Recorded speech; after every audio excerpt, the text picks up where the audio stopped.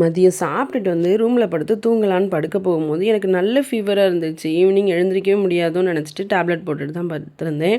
So அந்த எழுந்திரிக்கணும்னு நினைக்கும்போது சரியான தலைவலி. என்னால் எழுந்திரிச்சு நடக்கக்கூட முடியல.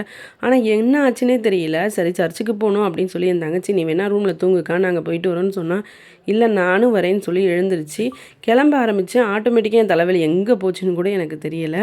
அப்புறம் என் தங்கச்சி நேர்த்திக்கடன் இருந்ததுனால அவளும் அங்கே மண்டிட்டு அவளோட நேர்த்திக்கடனை நிறைவேற்றிட்டு இருந்தா. நாங்கள் கூட அவள் கூடயே நடந்து போயிட்டு இருந்தோம். அவள் தொடர்ந்து 3வது தடவை இந்த மாதிரி நேர்த்திக்கடன் செய்கிறேன்னு சொல்லியிருந்தா. லைஃப்பில் ரொம்ப கஷ்டப்பட்டு இப்போ நல்ல ஒரு ஸ்டேஜுக்கு அவள் வந்திருக்கா. அதுக்கு காரணம் நான் இங்கே வந்து இந்த மாதிரி நேர்த்திக்கடன் செஞ்சு நான் நல்ல மாதாவை கும்பிட்டதுனால தான் நான் இப்படி வந்திருக்கேன்னு அடிக்கடி சொல்லுவாள். இந்த தடவை நானும் மனசார கும்பிட்டுக்கிறேன் அப்படின்னு சொல்லிட்டு நானும் கும்பிட்டுட்டு நைட் வியூ பார்க்குறதுக்காக பீச்சுக்கு போயிருந்தோம்.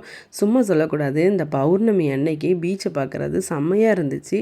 லைஃப்பில் நம்ம நிறைய விஷயங்களை இழந்துட்டுருக்கோம் அப்படிங்கிறது அப்போ எனக்கு புரிஞ்சிச்சு. ஏன்னா வேலை, வீடு, லைஃப்பில் அப்புறம் அடுத்து என்ன நடக்க போகுது அப்படின்னு யோசிச்சு வச்சு நம்ம அதுக்குள்ளேயே இருந்துகிட்ருக்கோம். கண்டிப்பாக ஒரு நாள் இந்த மாதிரி ஹாப்பியாக எல்லாத்தையும் மறந்து வந்து இருந்துட்டு போகணும் அப்படின்னு நான் இன்றைக்கி யோசிச்சுட்டேன். அங்கேருந்து விளையாட்டெல்லாம் கொஞ்சம் நேரம் நானும் தங்கச்சியும் சேர்ந்து விளையாடிட்டு இருந்தோம். அப்புறம் பறக்கிற பரோட்டா ஹோட்டலுக்கு உன்னை கூட்டிகிட்டு போகிறேன் வான்னு சொன்னால் நாங்களும் அங்கே போயிருந்தோம். ஒருத்தர் உருட்டி போடுறாரு பரோட்டா மாஸ்டர், அதை கேட்ச் பிடிக்கிறாரு. அதான் பறக்கிற பரோட்டாவை. அங்கே தான் சாப்பிட்டுட்டு ரூமுக்கு போயிட்டோம்.